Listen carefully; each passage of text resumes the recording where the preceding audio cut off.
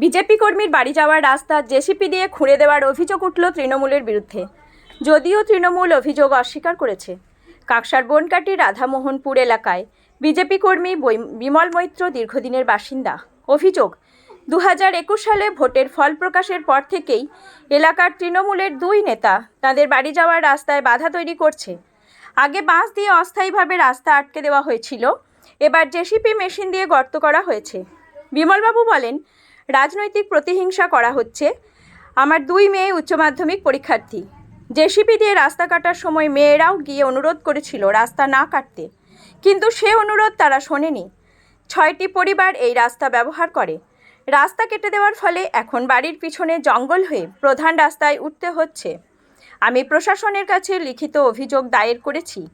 BJP নেতা রমন শর্মা বলেন, আমরা সিপিএমের হারমাতদের অত্যাচারের কথা শুনেছি, সেই অত্যাচার তৃণমূল করছে। এখানে আইনের শাসন নেই। যদিও এই ঘটনায় তৃণমূলের কোনো ভূমিকা নেই বলে জানিয়েছেন বনকাটি পঞ্চায়েতের সদস্য গোবিন্দ বিশ্বাস। তিনি বলেন, যে দুজনের নাম করা হচ্ছে তারা দলের সঙ্গে যুক্ত নয়, এটা পারিবারিক ব্যাপার। এর সঙ্গে তৃণমূল বিজেপি কোনো সম্পর্ক নেই। কাকসা থেকে নিজস্ব প্রতিনিধি রিপোর্ট, সুখবর টিভি। বন্ধ করে দিয়েছে। আমাদের সেই দীর্ঘদিনের প্রায় 40-50 বছরের রাস্তা, সেই রাস্তা আজকে আমাদের বন্ধ করে দিচ্ছে। সেই রাস্তা আগে প্রথম বাল্যে বেঁধে দিয়েছে, এখন সেই জিসিবি মেশিনটা পুরো কেটে দিচ্ছে। কেন কারণটা হচ্ছে, ধরুন আমি বিজেপি করি, 21 সালের থেকেই ঝামেলা। 21 সালেই মানে আমাদের 12 ফুটের রাস্তা ছিল, পরে ওরা 7 ফুট করে দেয়।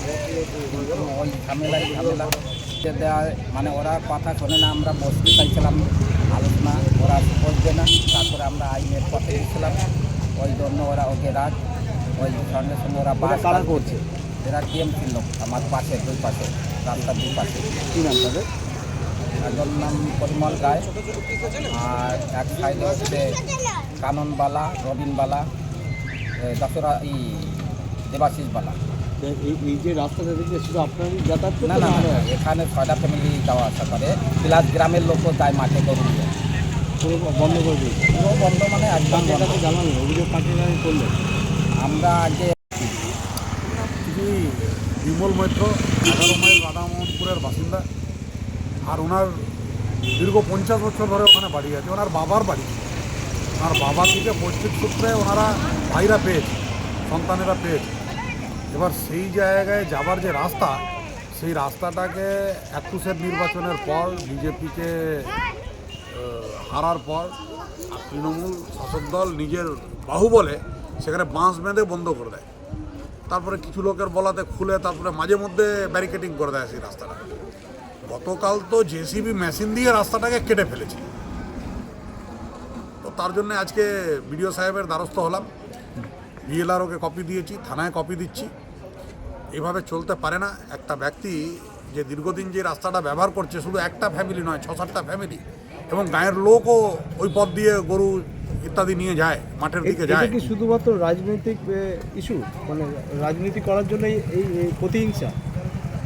এখন এটা মানবতার উপরে কলঙ্ক। তৃণমূল যে মানবতার দিন প্রতিদিন হত্যা করছে এবং রাজ্যে আইনের শাসনকে বিসর্জন করে দিয়ে আর ব্যক্তি শাসনের উপরে, একটা দলের শাসনের উপরে আর বিশ্বাস করছে, তারই একটা নিদর্শন আবার আমরা দেখছি কাকসার বুকে। আপনারা কি চাইছেন?